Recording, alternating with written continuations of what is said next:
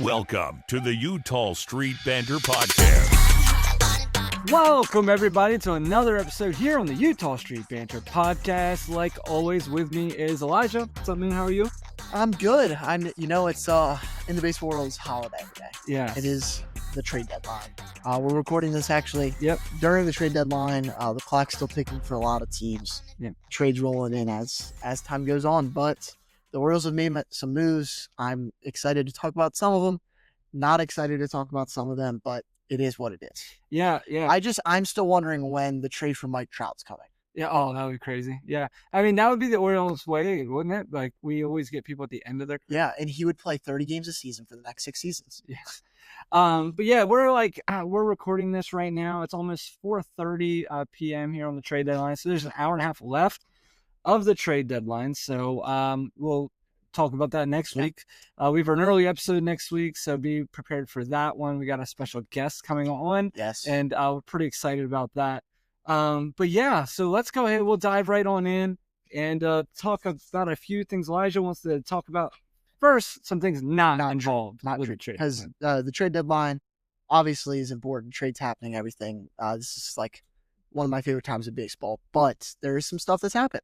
I don't know if you guys are aware. So this next part of our podcast is brought to you by DraftKings or any of your other sports betting places. No, I'm kidding. No. But Emmanuel Clase was sponsored by them. So he's in some heat for maybe cheating a little bit. It's my fault. It's my fault. You bet on him? No, he's on my fantasy baseball team. It is Cody's fault. Anytime, and this only happens to players. No, granted, this would be, he's not suspended. He's just like, what's the term? He's on leave. He's on leave. Paid leave. So he's still getting paid handsome. He's still getting enough money. But this is the second relief pitcher for the Guardians to do this. So how long is it before just the rest of their bullpen goes? So yeah, I mean, and basically it's because he got dinged with some suspicious pitches. Yeah.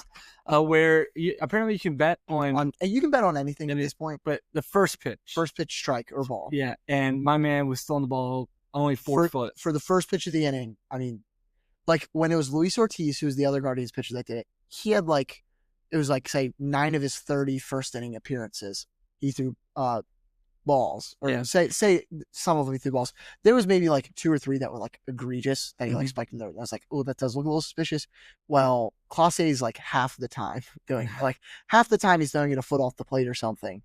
So it's one of those things on an 0-0 count. You're not really trying to get that far away from the zone. Maybe he's just nervous, but I doubt it. There's literally only one thing you can't do in Major League Baseball. Yeah. And that's bet. Well, and take steroids. Steroids you're only up for a little bit. And like betting, done forever. Any crime. No, there's a lot of people that like do a lot of that's a good. But like the only thing that kicks you out forever, like you can't even go to a baseball game anymore without seeing something. Yeah. But anyway, that's pretty crazy. I mean, one of the best collisions in all baseball, and probably one of the top tradable collisions. Yeah, with the Guardians somewhat selling, maybe. I mean, I know they sent Bieber over to Toronto, who's not pitched in a while, but still, Kwan's been mentioned in trades, who as of maybe he has been traded, but as of now has not been. I don't think he will be, but that's just my personal opinion. About 5 minutes. I was waiting for as soon as I said that to see how Kwan to the Dodgers. But Bryce Harper, he got into a little argument this week with good old Robert Manfred, Bobby, as we like to call him around here. Good old Bobby. It's because Bobbert, he went into the Phillies clubhouse basically and started talking CBA stuff. And then Harper had some choice words for him that I cannot repeat, but he was not very happy. Yeah. To sum it up, he was not happy at all. And I saw a lot of people defending Manfred and going against Harper. I think Harper, honestly, off the field seems a little bit more mild than what he used to, and he's kind of calmed down. He seems just like his temper's gone. I know he used to, fighting Hunter Strickland and all this stuff. How he, in his younger days, just like Manny Machado, they matured and they don't fight people really anymore. But he didn't like what Manfred had to say, and I don't blame him. I mean, we're not going to have baseball in March of 2027. Yeah, it's not going to happen. Yeah, I'm sure we're going to go into that season thinking the Orioles are going to win the World Series, and we're going to shut down, and they'll be like, "Yep, that's about right." The only thing I have is Like, you can't go into your place of work and tell your boss that he can't be there. He's not his boss though. If he said something like that to the owner or the GM, that's Okay. Robert Manfred has no power over. Well, I guess he has power over the rules, but he is the spokesperson on behalf, basically, of the 30 teams, Right. the owners. So really, it's not like it's a boss scenario. It'd be more like, Okay. I don't know. I guess it's honestly, this might make it worse, but it's almost like HR or something. Like Yeah. he's in charge of like keeping the rules straight together. Yeah. So I mean, yeah, you don't want to yell at that person, but like I know Stephen A. Smith is calling for him to be suspended. I think that's ridiculous. Manfred knew what he was doing going into the clubhouse. Yeah, weird. Yeah. So, but yeah, I mean, yeah, I don't know. I understand why he's mad. It's because he's a rich baseball player and he thinks that, he should be richer and that, baseball players should just get paid forever and there should only be 3 good teams in all of baseball. But, so we'll see. Obviously, there's only really one way this goes, and that is there's only probably, I don't know, what, a 5%, probably less than that, of actually wealthy baseball players. Yeah. And there's a 100% The rest wealthy owners. Oh yeah. Right. Yeah. So if they go on this break, there's only one group that's going to be fine. Yeah. One group's not going to care. When they're gonna David care. Rubenstein loses $300 million out of his $5 or $10 billion, that's nothing. That's because, really nothing. I mean, like the problem is you won't have money coming in. Yeah. But you're also not paying players to not play. Yeah. So they're losing years of salary. Yeah. So it's one of those things. And that's the problem is Harper can afford to lose a year's worth of salary. Yeah. It's the Everyone other. else Yeah. can't. It's the 39 others. Yeah. But yeah. I mean, like I said, I'm not gonna. Yeah, that's the players. They can deal with it. I just prefer to watch. But Make magic happen with Emily at Blue Crab Travel, your Disney vacation expert. Ready to experience the wonder of Disney? Let her help you plan the ultimate Disney getaway. Whether you're heading to Disneyland, Walt Disney World, or a Disney cruise, she has you covered. Emily can take care of custom Disney itineraries, tailored to your family's needs and preferences. She also can help find you exclusive discounts on Disney hotels, tickets, and packages. Imagine a stress-free vacation with hassle-free booking for accommodations, dining reservations, and fast passes. From character meet and greets to thrilling rides, Emily will make sure every moment is unforgettable. Email Emily Jones today at emilyjones@bluecrabtravel.com to start planning your dream Disney vacation. But yeah, so we're gonna jump into some trade deadline stuff. One that happened earlier this week was Gregory Soto was traded to the Mets for Cameron Foster and Wellington Arcina. I'm saying that right. But yeah, so what's kind of cool is Cameron Foster is actually was a throwing partner with our boy Hunter Parsons, who was on our podcast before. So Cameron, if you hear us, give us a shout. But so we're rooting for you. And Wellington Arcina, he was the number 20 prospect for the New York Mets. And I do really like this trade. Because this season, Foster, he's done very good. He had a 101 ERA and AA in 26 innings. He struggled in 3 innings when he came up to AAA, but he's going to start off he in Norfolk already. Yeah. He's pitched an inning in the 3rd in one game and hadn't given up any runs, hasn't given up any hits, or he gave up 1 hit, sorry. But that's it. So I'm excited for him. He is someone that you probably won't see this year up at the big leagues, even though we're going to be needing pitchers. This is someone you could see fight for a spot next year, though. Yeah. Now let's get Hunter, so that way we can have him on podcast and the Mets don't really get mad. He just comes on Orioles. Yeah. But yeah, I'm excited. I think this is one of the few trades I do. I think Gregory Soto was our best pitcher, I guess. Who felt comfortable when he came in? Yeah. I would feel more comfortable right now if Wellington Arcina came in at the same time Soto did. Yeah, I would say he's developing. Yeah, right. It's good for growth. Yeah. The outcome might be a little. Soto was the very next day, or in a couple days later, he blows the game for the Mets. Yeah. So he's gonna be fine. I mean, he did help us through, I guess, a couple games. Yeah, and I mean, we didn't really give up. I mean, I don't remember between him and Dominguez. I know we gave up Hayes and a couple prospects and stuff, but I mean, it's really not. Yeah. No one that would be helping us right now. I mean, Seth Johnson maybe would have come up at some point this year and seen if he could be something. Which it does suck that we gave up him.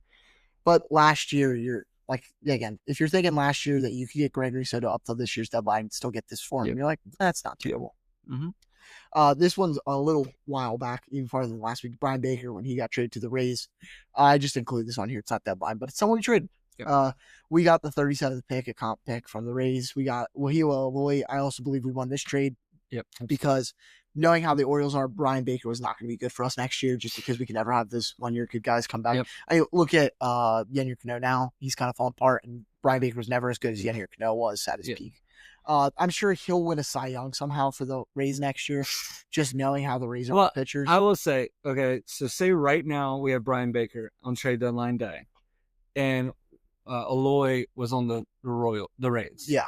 And you made this trade right now, I think you would fine. be tickled to death about it. Yeah, that's why I'm fine with this trade either. Yeah.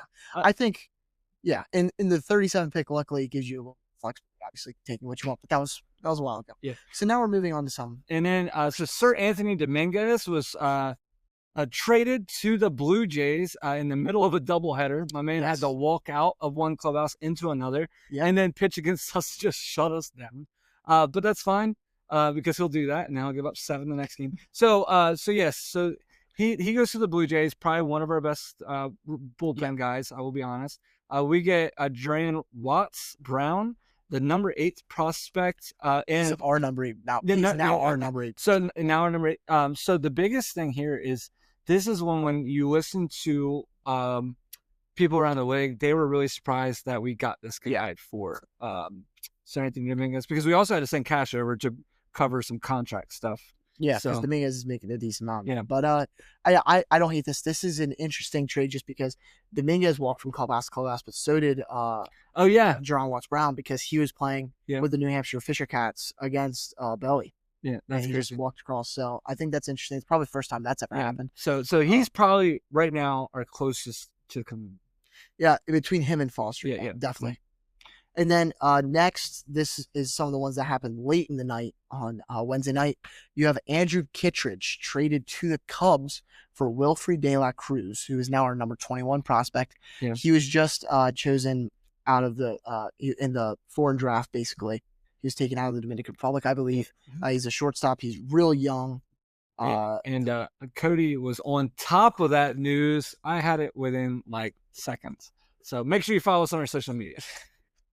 That was pretty awesome. And then another one that I felt like I did pretty well, if you follow us on social media, because I had it within about 3 minutes of it going down, was Ramon Urias traded to the Astros for Twine Palmer. And no, that's not Cody making a joke saying we got like a ball of twine. No. I mean, it might be. I don't know. We didn't. Ramon Urias was an amazing utility player for us, and just for a long time. Not as much on the return as I hoped, which is pretty much all of the rest that we're going to talk about today. Yeah, I mean, frustrating. I just hope he can be the second best Palmer to ever earn his uniform. Man, wouldn't that be awesome? Because he won't be the best. I mean, if he's the best, go for it. But I have a feeling. If it is the best, this is the best trade ever created. This is, yeah. I mean, I don't know. We'll see how it goes. I'm gonna miss Ramon. He had I was at the first game of the doubleheader actually the other day against the Blue Jays, and he had 2 home runs in that game when we destroyed the Blue Jays. And I mean, I should have known that was the last time I was ever gonna see him. But it's definitely sad to see some of these guys that have been here for a while go, and maybe Twine can put something together for us. Yeah. He can string together some outs, maybe. All right, and guys, don't cry too much. We got. Get your hearts ready. You already know this if you follow the Orioles, but we have one deal that's done and one that just came across my phone that's going to hurt Elijah's heart. All right. So first off, Cedric Mullins goes to the New York Mets for Ramon Gomez, Anthony Nunez, and Chandler Marsh. Yes. Got anything on them? He's stressing out about what I said. So he's like, yeah, it's Gunner Street. No. No, they